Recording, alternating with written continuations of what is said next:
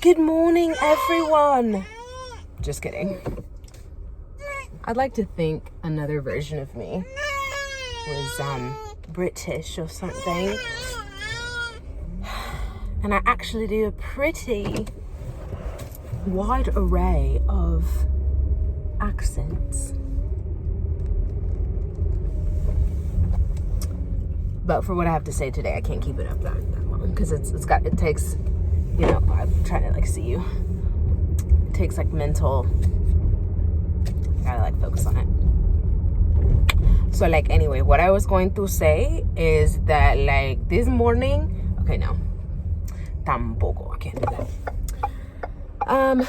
Okay, y'all, let's see. Okay, first of all, we're testing this out. We're gonna see if I can get to my destination without using GPS, even though I've only been to this place like 4 times. I totally, oh boy, there you go. There you go. Okay. Hopefully that's not an indication of how this trip is gonna go, because I've already missed 1 turn as it is, and I'm not even on the highway. Oh, wow. Okay. You're just sloshing around up there this morning. We're just gonna say a little prayer for you, girl. Say a little prayer. People have grace for me today, because I'm trying something new.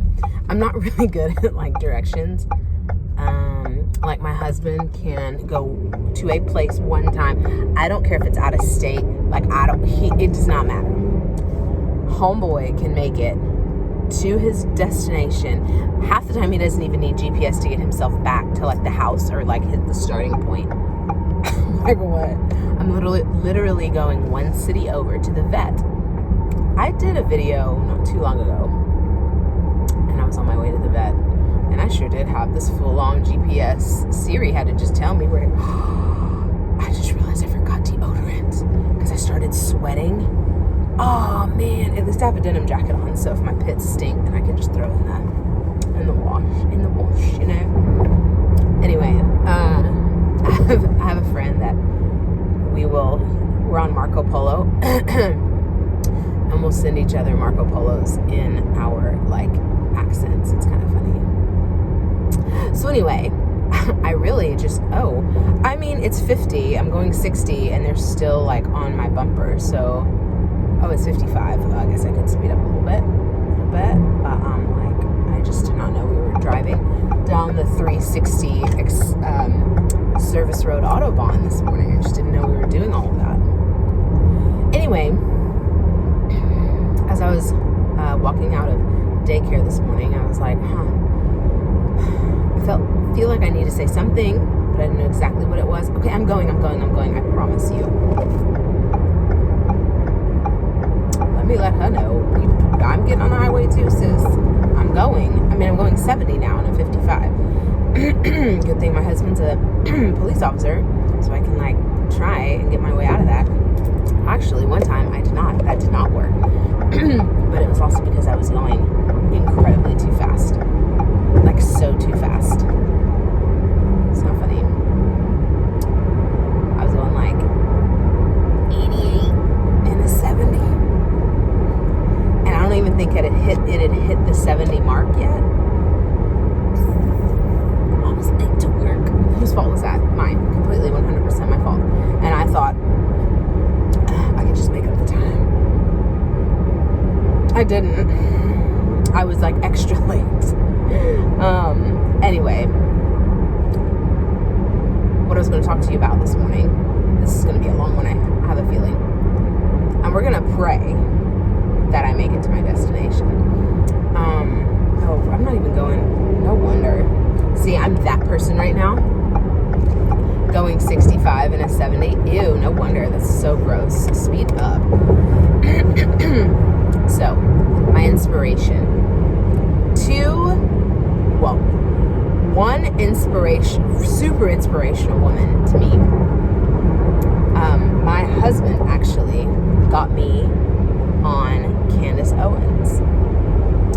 And I'm talking about Candace Owens like pre-Daily Wire. I'm talking about like Candace Owens when all she had was like a webcam, YouTube, and she would just wear a t-shirt and her hair pulled back.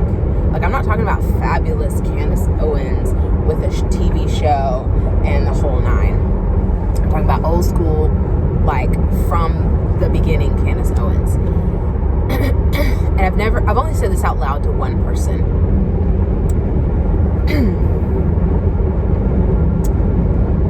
I don't even think I'm ready to say it right now. We're just speaking truths here. I'm not ready to say it. So let me give you a build-up. I am going to write Candace Owens a letter and ask if I can be her stylist. I am. Like, why? Why not? My ideal client. Wow. I put on the defroster thingy. It's way too cold for that. Like, oh my gosh. It's on like 60. I think that's like as low as it goes. I'm not trying to do all of that. I'm going to put that mess on 74. Oh, I guess we're doing traffic this morning. I don't know what happened up here. See, if I would have had my GPS, I could tell you, because old girl would have told me what's going on. But anyway, I have time. Hopefully you have time too. You can start and stop. Come on. Wow. Oh, we're coming to a complete stop. Okay, maybe not. We're still rolling. Anyway, I'm going to write her a letter telling her why she's my inspiration. I'm going to tell you in a minute. See, this is the whole point of me doing this, because it's not only like for your benefit, whoever it is that needs to hear what I've got to say today or tomorrow or whenever you watch this. Whenever you watch this, if you need to hear what I'm saying, then it's for you. But in this very moment, it's almost like it's for me, because I've got to be able to say this out loud. I'm going to write her a letter and ask her to be her stylist. My ideal client, her pseudo name is Roxanne. Something sassy. Like, she's a little bit sassy. She is influential in her community. She has a burning passion to make the world a better place. Along with, like, you know, she needs me. She sees my value, always pays on time, refers me to other perfect clients, all that stuff. But at her core, she's like golden yellow, like a color. Like, her energy is like a golden yellow, gold glitter. She is feminine but powerful.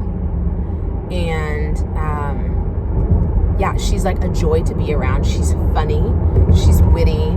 She's like, she's not only my client, but she's like a friend. Because I've had clients in the past that, like, it's like while we're together, like, we're cool. But, oh, okay, I need to get over it. Let me try this. West. Let's just, okay. Come on, internal GPS, just get me there. I don't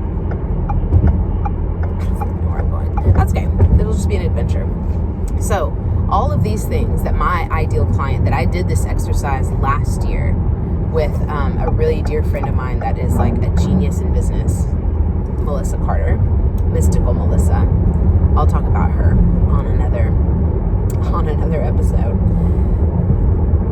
But I realized that Candace is Roxanne. Like, she is exactly the person that I want to be able to,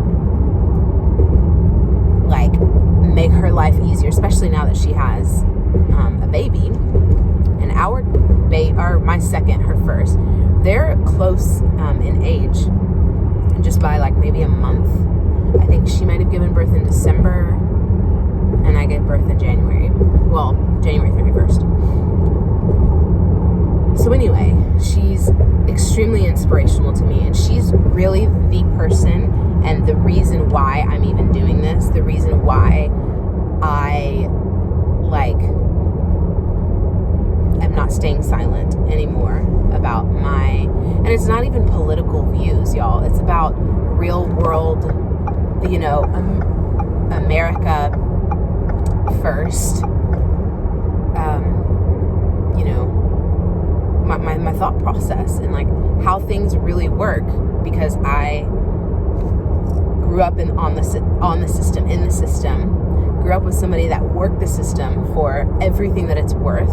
I was around people because of where we lived and the people that we hung out with. I was around people my entire life that also worked the system. I know how it goes, and now it's even worse because there's so many people on our welfare system crippling it. Like, forget about it. Like, I will be lucky. My generation will be lucky to see Social Security. My kids, this is not even going to exist because we will have drained it all unless they just keep printing money, which is on a whole other episode. But anyway, for me to be able to open my mouth and not be afraid of, losing friends, losing clients, whatever, over it, because it's so important. And just like there was a woman, y'all, it's starting to rain, so I may need to hop off here, but I'm going to keep on going as much as I can.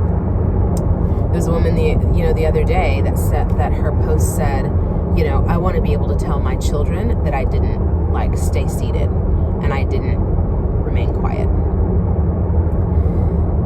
Candace Owens, one huge inspiration. Second inspiration is Cody Sanchez. And I'll get to her in a minute. If you are in the DFW area, you probably know who she is already. Just such a badass. We're about to throw up a Hail Mary, girl, because I sure do hope this is my exit. The reason why Candace Owens is such an inspiration to me. You may or may not be ready to hear this, because I think it feels harsh, and I'm even struggling even to say it out loud, but I have to say it. So, growing up in a really small town, hole in the wall, no, there was 20-something thousand people, maybe 25,000 people when I was growing up there. Very segregated. It was very literally on the other side of the railroad tracks was the east side, and then the north side, the south side, the west side, out by the lake, where the wealthy people lived. And I guess it's kind of like that in any city, right? Most of the low income housing is in one area, and the other, middle class and then upper class is in another area of town. But in the 80s, there was a big racial divide. The east side was, 98% black. There weren't even very many Hispanic people that lived in Cleveland, but the ones that did lived on the east side. Would that be the south side? Was let me think where that was. But anyway, semantics. I think I'm supposed to turn right here. Adventures. So growing up, my mother is white, but she's the blackest white lady you've ever seen. She's actually certified crazy. Beat up a bus driver in the school parking lot crazy. Yeah. I've got so many episodes that I could just tell you the stories of what happened with her. Some of them are funny. It's funny now to say it, but back then it's not funny. Cuss out a teacher at a parent-teacher conference crazy, right? Yeah. So anyway, I grew up with this idea because the black girls were always so incredibly mean to me, so mean. It was I wasn't black enough for the black girls, and I wasn't quite white enough. We're talking stereotypes only. I wasn't quite white enough for the white girls, but that's just kind of who I fell into hanging out with because I was in sports and I made good grades. So all my life I ran away from that stereotype of the black girl, and I usually only bring out Shaquita when I'm making a joke, trying to be funny. I really hope I'm supposed to turn left here. I think so. We're gonna turn this off so you can really hear me. And that's just You know, everybody's like, speak your truth. I actually hate that. I hate that. Speak your truth. It's speak your experience or speak your opinion. But that's what's true to me, right? That's my truth. I tried to run away from being black, right? Because my dad is black, my mom is white. Y'all, the light barely just turned green. Like, y'all need to calm down. That was excessive. That was way too much. So, watching Candace Owens made me proud to be of mixed race.